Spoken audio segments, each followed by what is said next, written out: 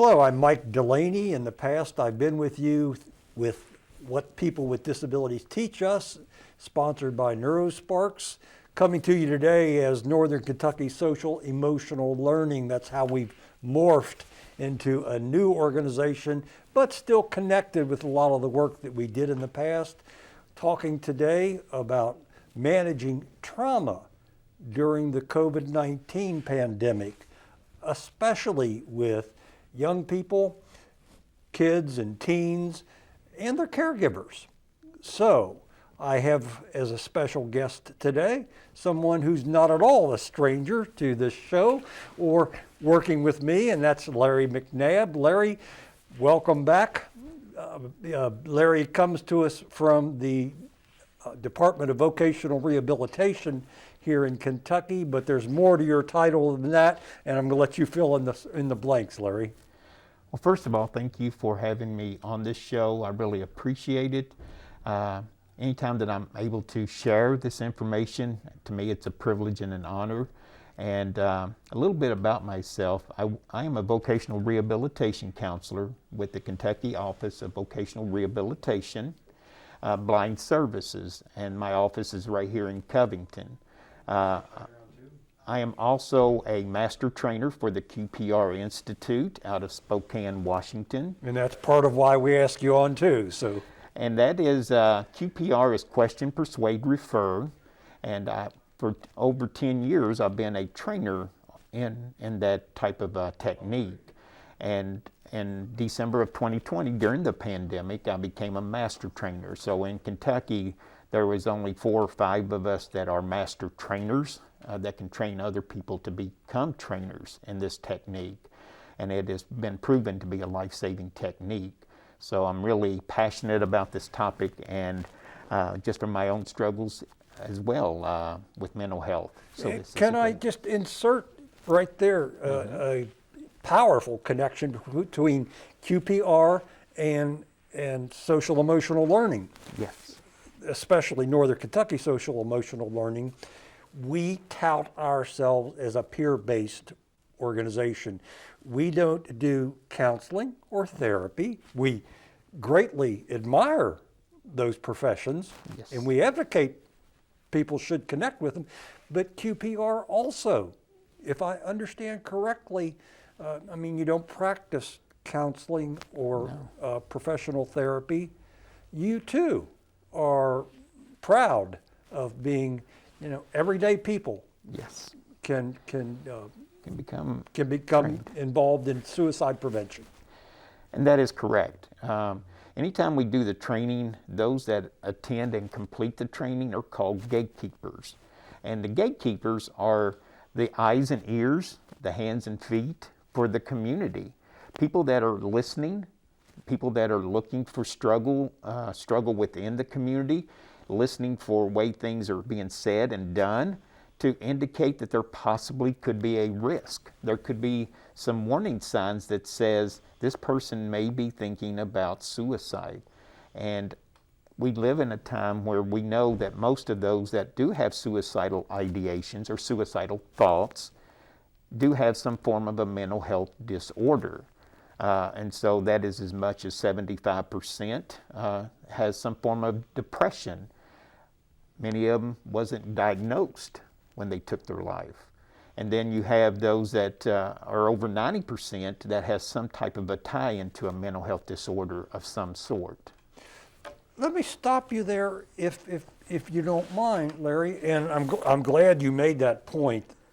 First of all, you're making the point that so many people are afraid to get involved with suicide because they're afraid they'll mess up and cause further damage or crises, and they don't want to do that.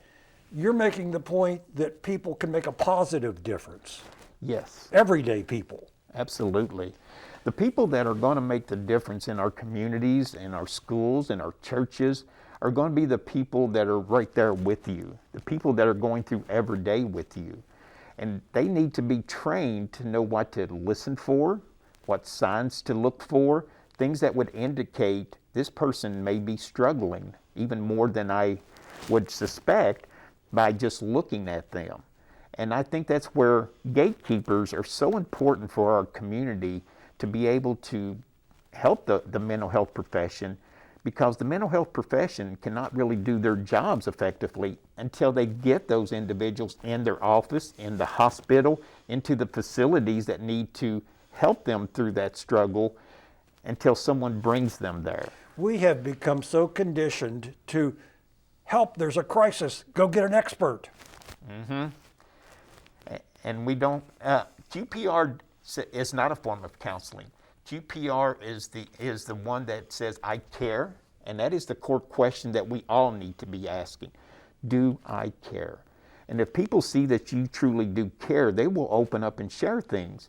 Just like talking to students in a high school. Many times when I do the presentation or do the training with schools, I will let them know who is more likely to hear those first signs, those first indicators that says someone could be contemplating suicide. It's going to be their friends, their classmates, in conversations. And many times they'll even add to that conversation and say, but don't share this with anybody. Don't tell anybody. But, Saturday night, I think I'm going to end my life. And expect you to keep that a secret. And that is something you can't keep a secret. If you know someone's life is at risk, or others' life is at risk, you need to tell someone and get them the help they need. Absolutely. And, just say it one more time, this doesn't take a doctor. It doesn't take a trained psychotherapist. No. It takes somebody just willing to take a chance on saying, are you okay? Mm-hmm. Are you okay? Are you thinking about suicide? Studies after studies have shown that you're not putting that thought in anyone's mind, because the fact of the matter is that almost every one of us, if not every one of us, at one time or another in our lifetime has had thoughts of suicide, whether it's a fleeting moment or if it was something that has lingered on and become more chronic and debilitating to someone having those thoughts. So since we know that we pretty much everyone has that thought one time or another, we need to know it's okay to ask, are you thinking about suicide? Or some people are as depressed as you seem to be. Think about suicide. Are you thinking about suicide? But now, not all situations are suicidal. No, absolutely not. And we're sitting here wearing masks. I have no regrets about that, because we are advocates for people protecting themselves in public and all of those kinds of things. But the predictions are that as serious as the Omicron crisis is, it will subside later this year, and we may be looking at the winding down, not the end, but the winding down of the pandemic in 2022. That is correct. When that happens, don't you think, and I'm going to play devil's advocate here for a moment, maybe a lot of this talk about mental health will also subside? Some people would say, as a response to, and have said to me, I know they've said it to you, you just work your way through it. Mm-hmm. Another one is, don't you think we all have something at one time or another? And those kinds of, I'm asking you now. I think to answer that question, this pandemic has brought to light something that is very serious, and it's something that's life-threatening within itself, and that is the mental health struggles. The way that trauma affects us, which is the topic of what we're talking about today, trauma can affect us in such ways that it will be long-lasting. It can possibly even have resonated through the rest of our life to some degree. For those that don't get counseling and help, that are really struggling right now in the midst of this pandemic, even though we hope that maybe 2022 will be the year that we make that big turn to say, okay, it's going to be more like the flu, where each year we're going to get the vaccines and each year we're going to have so many cases of it, but the pandemic part of it may be in the past. But the mental health struggle that we have been faced with during this time will be far longer than this. When you say the mental health struggle, Larry, are you talking about COVID cases that become more serious and people have to go in the ICU? Are you talking about maybe even losing a loved one to COVID? What are you talking about when you say mental health? When we're talking about mental health, there's different components that we want to look at. First of all, the trauma itself is something that the brain is so unique in the way that it is designed. And the way that trauma can affect our brain, there's some key areas that are affected. But the one that I talk about quite often is the prefrontal cortex, right here in the forehead area. And that is something with the decision making. And as we go more into the inner part of the brain with the amygdala and that area, we're looking at some of the decision makings that go on with the emotions that go on. And when these all come together within the brain itself and the way it's wired, it's causing it to go haywire, if you will. It's causing it to misfire in ways that it wasn't intended to go through. So these are things that are going on within the brain that's going to be long term. When we say mental health struggles, we're talking about those that will have long term effects from what we're seeing right now because of the trauma that has been entered into their brain, has formed that capacity of the brain and the way it operates and works. And that's going to even affect the school and the places of work and the places where you venture every day for a long time to come. Loss of a loved one is another way that we have seen trauma affect so many people. People have lost, there is large numbers of family members that have lost one or two of their caregivers during this pandemic. And because of that, that's changed the chemistry of that family forever. And so that can't stop just because the pandemic maybe comes to an end, that we see 2022 or 2023 when we do say that, okay, it's no longer a pandemic. So I think some of the things within this time that we're living right now is going to affect us so much longer than what we're seeing, what we're even perceiving it to affect us. How many people didn't go to funerals? They couldn't be there for their loved one because they had to be isolated. They had to be away from one another. So many people that did pass away during this pandemic, many loved ones were not able to give their last respects.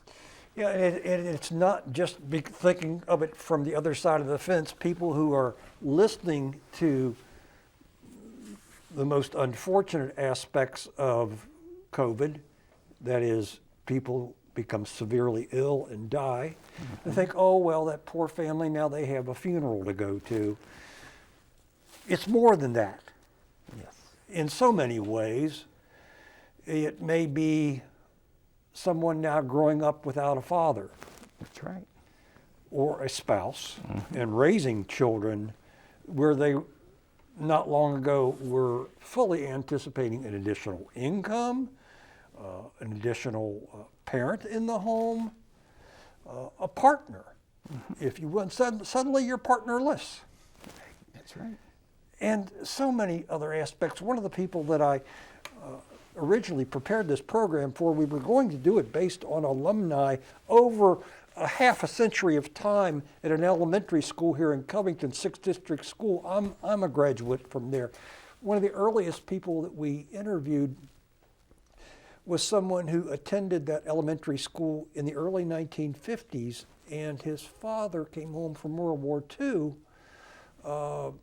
injured from war, with an extended recovery. Went on years after his return from the war, and he was often absent from the home. And that impacted this young man growing up. Now, I'm happy to report he did very well in a lot of different ways, became educated, was an outstanding athlete, and many other kinds of things. but he had this lingering memory of Dad often being out of the home, as well as how that affected him, and by, because of the intervention of some of his elementary school teachers who helped nurture him, he was able to manage this. He also went through the Cuban Missile Crisis. Another big event. And when he was playing football at Holmes High School, on a Friday his coaches were there, and on Monday they were gone. They had been called up to military duty. They were in the reserves. Friday two coaches are here. Monday, two coaches aren't. That's right. And he also, experienced the polio epidemic. And one of the, well known to many people, that one of the school principals here in Covington was a polio victim and wore braces on his legs. So we all carry these kinds of memories, sometimes triggers. I experienced, along with many of my peers in the 5th grade, coming in from recess and being told the president's been assassinated. And I said, no way. As well as racial integration. Yeah. Our first black teachers at an all-white school in the 7th grade, and on and on. These were sometimes, but we managed them depending on how well we'd been prepared, if I can say this, in other ways in life. That is correct. Depending on the home situation, what we had going on at home. Sometimes it's not the COVID is grave and serious as that can be. Sometimes it's, do you have both parents? Are you being abused? That's right. Those are the underlying circumstances that really make a difference. And I'm talking, you know all this better than I do. Well, the thing that really comes out in listening to that is the different ways that when we're looking at trauma itself. Trauma presents itself in so many different ways to each person. It's so individualized on how we experience it and how we go through that experience. For some people, for Vietnam, I have had individuals in my bereavement group that talked about their parent that was in Vietnam, their dad, that actually served and went through things that were unspeakable. The way they were treated when they came back to the United States, being called names that none of us can even imagine how hard that was to hear people from your own country doing this. And they lived through all of this experience. It's not like an on and off switch that when they came back that they just turned off everything that happened in Vietnam. They came back with that switch still being on and saying, okay, now what do I do? How do I adjust? How do I get back into life? We have so many veterans even today coming back home, and they're trying to get involved in civilian life, and many of them have been through traumas that we just can't imagine, and they can't turn that switch off like we would think we should be able to do. When people say to you or to me, well, when you leave work, Mike, why don't you go ahead and just turn off that switch, your work mind, and start focusing on your family? Just let go. Let go. And you realize, even from that perspective, we realize we can't do that. Many times our work goes home with us. It's in our minds. It's in our thoughts. Did I make the right decision on this or that? And we question ourselves to adjust even in some aspect like this. We know that it affects us in so many different ways. Especially when, from the beginning of life, none of our brains are the same. No. Every one of them is unique. Every one of them is differently equipped. That's right. To manage various kinds of trauma. So, having said that, then it's easier to understand why there isn't, there's no vaccination for trauma. No, there's not. There is help. There experts, if you will, people that have been trained to work with individuals that have experienced trauma. You have the traumatic stress. You have the post-traumatic stress syndrome. So you have different ways that you even can frame what kind of trauma, how long did it affect you? How did it affect your life, your everyday quality of life? And that's what we're going to see ongoing from this pandemic. We're really going to see so many people, as we do right now. I've heard conversations of people saying, you know what, I just see such angriness going on around us. I see people who are just so emotional right now. They're on edge. These are some of the phrases I hear quite often from individuals in suicide prevention, with mental health, just parents in everyday life talking about, or their place of business, saying people just seem like they're just ready to break at any time. Well, I think, and this is just my layperson's perspective, I think the general population is becoming better educated about things like anxiety. Yes. And how to respond rather than react. And I think that's very real. When you look at anxiety and depression, a lot of times they go hand in hand. When someone struggles with depression, many times they struggle with anxiety. Not all the time, but we see a large number that do. And when you look at the spectrum, so to speak, and how even this pandemic is affecting us, you think of depressed. Someone that's got depression, they many times are withdrawn. They want to be alone. They don't really want to communicate to others. Just leave me alone. I want to be over here, away from people. We really feel like no one understands what I'm going through.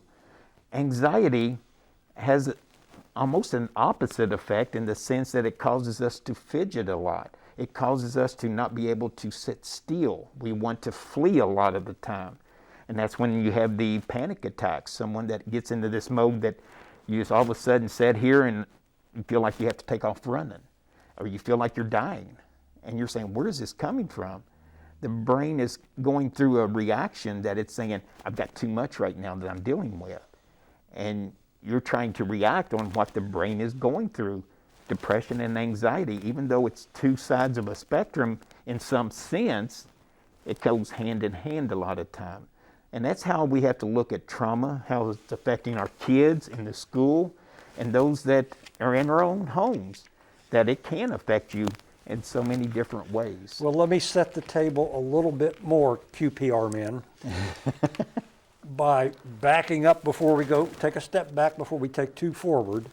In a moment, we're going to talk about the young people in school and their situations. What are some signs and how can we respond? We're going to talk about all that. But for those who may still want to say, it's not that much of a problem. You people are making a mountain out. Let me run by some numbers that you are familiar with. 47,511 in 2019 represents The number of suicide losses, and that's 130 a day. over 130 a day. I don't know what this is. 1,187,775. That's attempts. Suicide attempts every day, throughout the year, based on there was approximately 25 attempts for every suicide. 2019, pre-pandemic. Pre-pandemic. 2019 was very unique. In the years that I've been a trainer, and I've been a trainer since 2010, but 2019 we saw for the first time in 15 years, we saw a decline in suicides, documented suicides. Because I want us to make that verification. We want to say documented. Because there are autocides, there are overdoses that could possibly have been intentional, but that person's no longer here to say whether it was or not. So when we look at 2019, we saw numbers go a little bit down. And the thing that is interesting about the pandemic, Mike, is that in 2020, going into the pandemic, we saw suicides go down again. Even though overdoses we saw a spike. We saw some increase. We saw it in homicides, people still being angry, going against one another, ending other people's lives. But suicide, we saw the numbers going down. And so when we look at that 2020, we're saying, okay, when we get the official numbers, it'll probably be the end of this month for 2020, or it'll be 1st of February that they normally come out. We're a little bit behind on those numbers when they are being documented and when they're put out there to the public. So we haven't officially seen 2020 yet. So just looking at indicators from what looks like has happened, we did see a little bit of a decrease again. I don't know what the exact numbers will tell us, but one thing we saw during the pandemic is the increase of calls to the National Suicide Prevention Lifeline, greatly increased in some areas. And we saw that 75 to 80% of young people, teens and young adults, said that their mental health had suffered greatly during the pandemic. And till right up till recently, as I understand it, the second leading cause of death amongst teenagers, suicide. Suicide. The fourth leading cause of death for people, was it 25 to 34? Mm-hmm.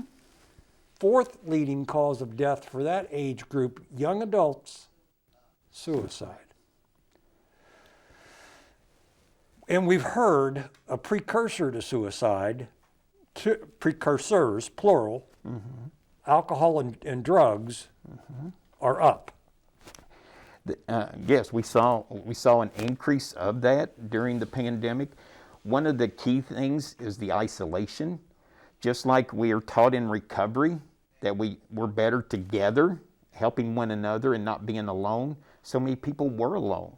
So when they were faced with doing drugs and drinking alcohol, they were in their own homes, they were in their own space, no one around them, no one there to help them if they went over that edge. Well, and we were talking before the program, one of the things that we just hammer away at with social emotional learning is that there already was a pandemic underway with regard to social isolation prior to the pandemic. Yes. Prior to. Yes. Now it's just hardcore, the social isolation, and that's going to continue when the pandemic is over. It too merits attention, but it is an indication that, you know, one of the myths that we hear people say, oh, if someone's going to take their life, there's not really anything you can do about it. Mm-hmm. You're telling us, yes, you can. Yes, and actually, first of all, they'll say it's, well, whose business is it? It's that person's business, isn't it? So why should we be concerned about it?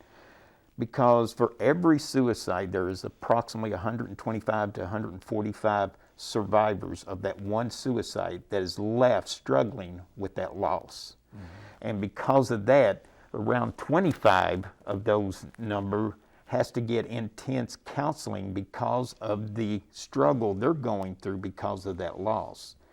The thing that I want our viewers to know from this pandemic is that suicides normally do not peak, do not really go up until 12 to 18 months after a crisis. When we saw the pandemic come in, we were expecting numbers to start skyrocketing for suicide. People are just going to say, I can't do this is too much. We saw a lot of people probably thinking that. We have to realize that even with 9/11, we saw that it was months later that we saw suicide numbers going up. It's that 12 to 18 month frame that we're now moving into and past now, going into a second year of this pandemic, that we're starting to see with 2021, we're starting to see some of those numbers, like what is it going to look like when we see the numbers in a couple years? What is it going to look like for 2021 with suicides? Did it go up, and how greatly did it go up? That's what we typically see with crisis, that it's that much longer after the crisis itself that people start getting in this frame of mind from their mental health struggles saying, I can't do this anymore. But yet, let's let the viewers also understand that only about 2% of those with depression actually get to a point where they're going to try to take their life. So we're not talking about all mental health leads to suicide, but it is the leading cause for suicides. And that's what we want people to be aware of. It can, but too, it can manifest itself as, I don't want to continue to harp away at other disorders, but co-occurring disorders like alcohol and drugs, or just mental health, which is, there's nothing wrong with having a mental health disorder, but it impacts relationships. The point being, it's more far-reaching than in the moment. Yes, that is so correct.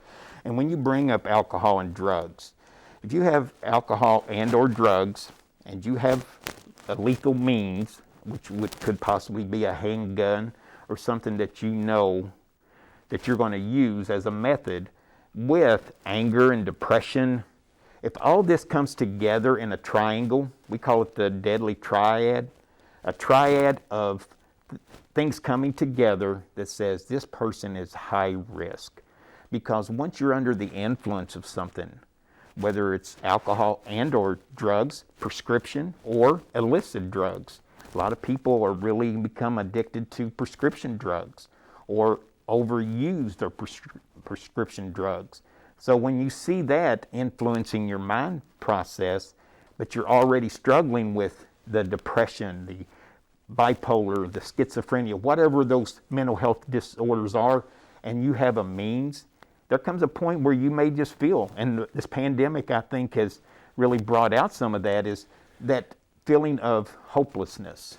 Are we ever going to see a bright light through all of this? And because we're calling this program All Trauma is Local, All Hope is Local Too, let me wind up this segment by bringing it very close to home. You mentioned handguns a moment ago. 69% of suicides are by guns. 80% are men. Yes. And is this here in Kentucky? Actually, that's the overall numbers for the nation. When we look at men are about 3.5 to 4 times more likely to end their life by suicide. Women are about 3 times more likely to attempt a suicide. But what we saw in 2018 was, for the first time, we saw the leading cause of suicide for women here in the United States became handguns. So it bypassed the other methods that were used in the past for women, whether it was using drugs, the overuse that caused them to attempt the suicide, suffocation. There was other methods, but when handguns became the number one cause for suicide for women even, my concern moving forward is how much closer is these two populations going to start coming together with men and women to where there's not just the attempts, but the suicide.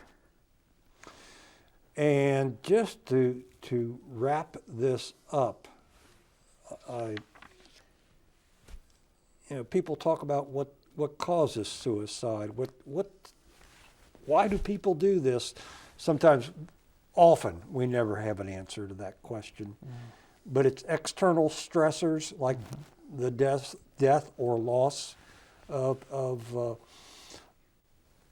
a lover, a family member, a spouse, rejection. Rejection by a significant other, public humiliation. Very big thing for our youth. Serious illness.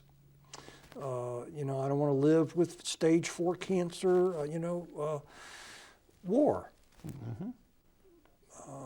And small stressors along the way.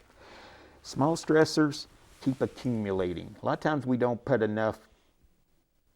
stress enough how much those small stressors keep accumulating. Someone will say, hey, it's no big deal. It's no big deal. I can handle this.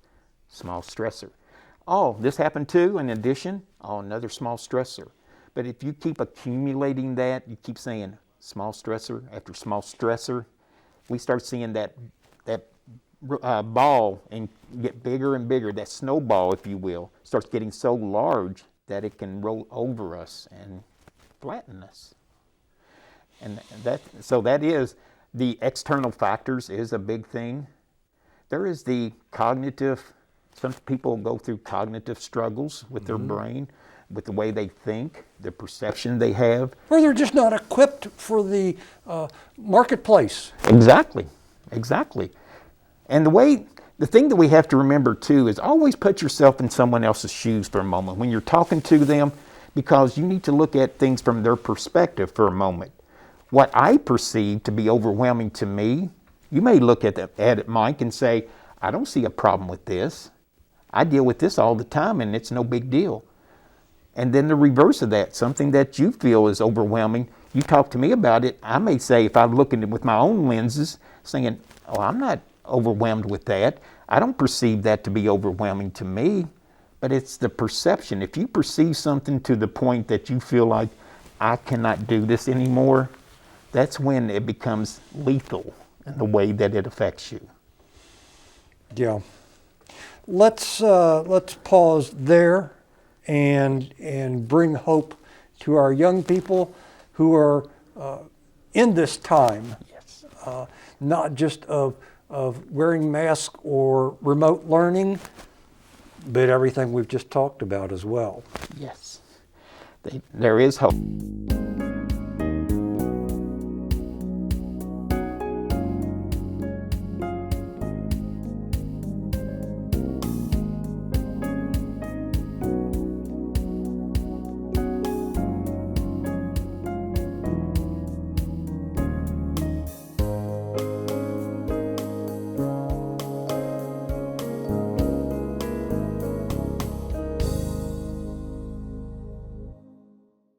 We're back. My guest is my friend Larry McNabb. I'm Mike Delaney, and this is a program on All Trauma is Local, All Hope is Local too. And I am the education coordinator for Northern Kentucky Social Emotional Learning. Larry also is a master trainer for QPR. Larry, you want to tell them what QPR stands for? QPR again stands for question, persuade, and refer. 3 simple steps. And the best way to remember, Mike, for QPR is thinking of CPR. When you give CPR, cardio resuscitation. Pulmonary resuscitation. There for a second, forgot the CPR letters. But when you look at our QPR, you're actually looking at the question, asking that question, persuading that person to get help, and then realizing, what are my resources here in Northern Kentucky where we're talking about local? What are some of those local resources? And I didn't want to leave out, and by the way, our next program will be on dementia, Larry, so we'll, you will co-host that. Have lots of senior moments together. Yes. Also, I mean, I don't want to shortchange the state of Kentucky. Larry has been for more than a decade with the Department of Vocational Rehabilitation. We said that at the introduction, so I don't need to hammer all the details of that out. But here we are, and I want to read to all of you viewing the program and listening a definition of trauma. This is according to I want to give credit to Mental Health of America, actually Brightline. Mental Health of America had Brightline present a program on their behalf, and Kaylee Klein gave this definition of trauma in her webinar recently. Trauma is an event or a series of events or set of circumstances that is experienced by an individual as physically or emotionally harmful or life-threatening, and that has lasting adverse effects on the individual's functioning and mental, physical, social, emotional, or spiritual well-being. I think that's a good definition. It covers a range of the 4 key areas of physical, mental, emotional, and spiritual. And it is going back to that perception. I think the way we perceive how we're affected by things going on in our life is really what makes it so unique to you. Because even this pandemic has affected us in different ways. The way it affected you wasn't the way it affected me. Even with our own households, it didn't affect us all the same either. So I think that was a good definition for trauma from Kaylee Klein on that. And it's not to say everyone who has a bad patch in any or all those areas will experience trauma. And that is so correct. Trauma does present itself in many different ways with our kids, with our teens. We saw how some of these things that she mentioned in that webinar, I think, are some key things for us to remember as parents, as school staff that may be listening in. Some of the things that trauma does to us in the first place is it increases anxiety and depression that we've already talked about, hyperactivity and a lack of impulse control. We become very impulsive.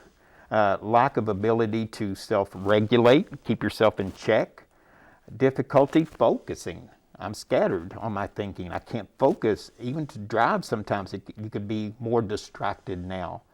And then disassociation, not wanting to interact with other people, challenges with executive functioning, difficulty connecting with adults, our kids not connecting with us, and then internalizing or externalizing behaviors, things that cause a change in that person.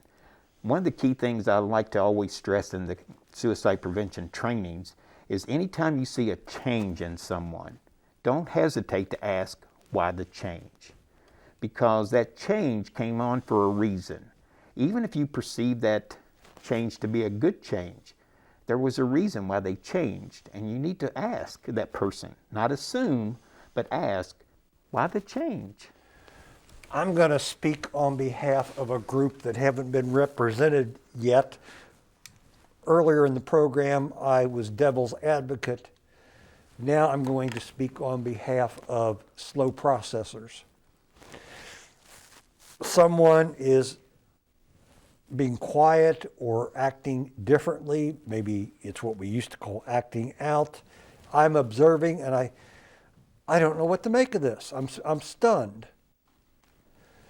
And in the moment, I truly don't know, the advice, the counsel from all that we're learning says, say something. Mm-hmm. But I don't do well saying something in any circumstance. I've got the answer to my own question because I do have slow processing. And because I've been through this by experience, there are responses I can make, even though I don't know what to say, even though I don't know enough to say, what's going on with you? Are you thinking about suicide yet? Mm-hmm. I'm not there yet as the person who should be responding. I can engage that person in conversation, communication. Mm-hmm. I can ask someone else for their impression, if they're around. Yes. I can speak later. Hopefully not too much later, but even 5 minutes, whenever I can come back. I can go find that person and say, I didn't know what to say 5 minutes ago, but I'm going to say something now. Mm-hmm. Even if I'm not good, and that's sometimes a fear I think a lot of people don't realize, but I realize it because I have it. Mm-hmm. I'm just not good at quick responses. And that may be the ultimate anxiety in all of this. Oh, definitely. A lot of people would say something if they knew what to say. That is very true. This is a case of better late than never. Yeah, what you're talking about is something, first of all, we have to address some of our biggest fears. And in order to help other people, sometimes we have to face our own fears in order to do that. One of the biggest fears that some people have is being in front of a camera. And they're saying, there's no way I could be in front of a camera having a conversation like we're doing right now. Being in front of a crowd, talking in public. A lot of people say, I've got a fear of that. I can't do that. I may not be able to think clearly in a pressure moment because of whether it's some kind of a learning disability or what it may be. But the key things to remember, as you're stressing, Mike, is that if you don't feel comfortable reaching out to that person and asking the question, try to find someone that can. And I think that's where you've got to also say, okay, this needs to be addressed. I see a change. I see something that's concerning to me. My gut instinct says to me, I should say something. I need to do something because there could be much more than just what I'm seeing that's underneath in this person's life. So what you may need to do is take some deep breaths and be able to find whatever it is that helps you to be able to say, okay, I need to ask. Something seems to be different about you right now. If you've been friends with that person, bring that up, saying we've been friends for a while. That's what it was just running through my mind. Go up and say, so I don't know what I want to say, but I want to say something to you right now. You know, can we just buy some time here? Yeah. And you also have to realize when it comes to the QPR technique, it gives you direct and indirect ways of asking. For some people that may not feel as comfortable coming out and asking someone, you look pretty miserable. I'm wondering if you're thinking about suicide. You may have to say, you know, you appear to be unhappy. Is this correct? You appear to be very, very unhappy. Is this correct?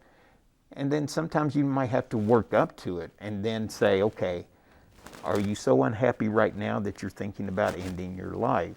Maybe by taking those little steps, those indirect, you can find yourself saying, okay, I can say it now because I've worked up to it.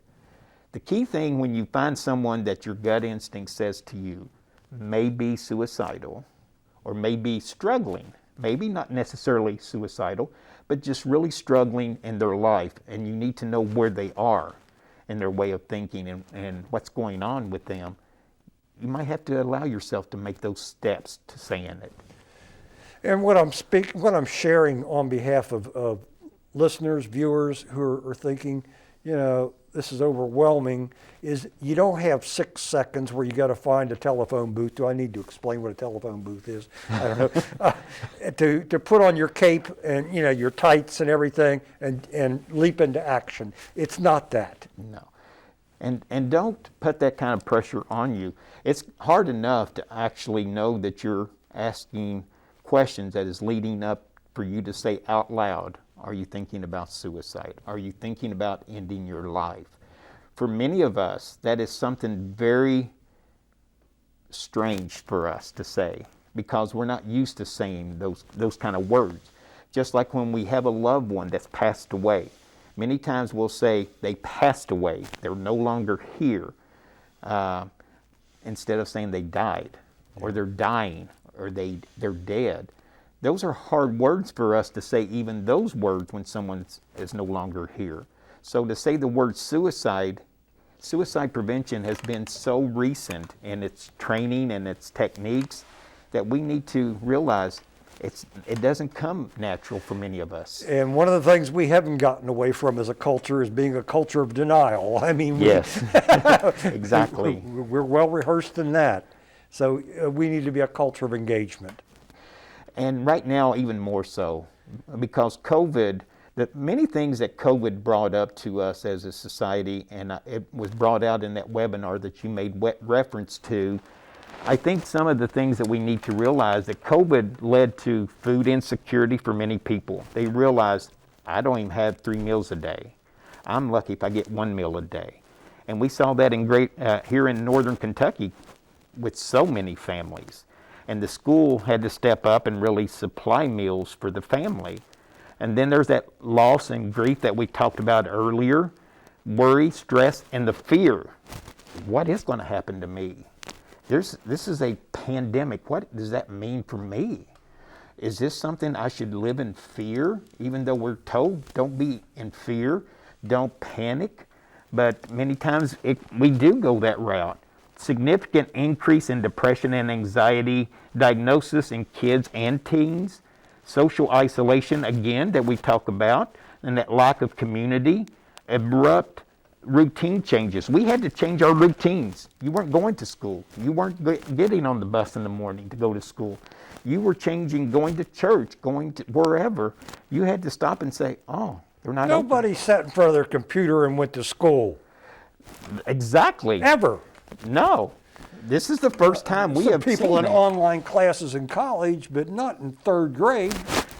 And my daughter is a prime example of that. She was someone that had a hard time with that concept of saying, this computer, this laptop is my classroom. Larry, we got to wrap it up. It's been great. Probably should have allowed more time for this. Very quickly, in wrapping up, things we can do or advocate. Well, some of the things that I think we need to realize is that as Maslow and his hierarchy of needs, one of the things we need to realize is the self-actualization, esteem, love and belonging, safety needs, and then the physiological needs. These are some things that we really need to work together with each other to be able to help each other. And some ways we can do it is acknowledge and identify emotions. Let people know how you're feeling, and then you acknowledging as a parent, as a loved one, to say, I recognize how much you're struggling. Encourage co-regulation. Encourage people to your kids, your students, to reach out to others. And then to emphasize positive action, decrease stimulation, break down tasks into smaller, more manageable steps, meet them where they are, and designate a calm down corner or box. Something where they can go for safety, to feel like, I feel safe here. And have a Mike Delaney and a Larry McNabb who aren't giving up on this. That is the key thing. Don't give up. As I always say, fight the good fight and take the next step. Larry, thank you. I wish we had more time. This has been great. I agree. Thank you so much for having me on this show.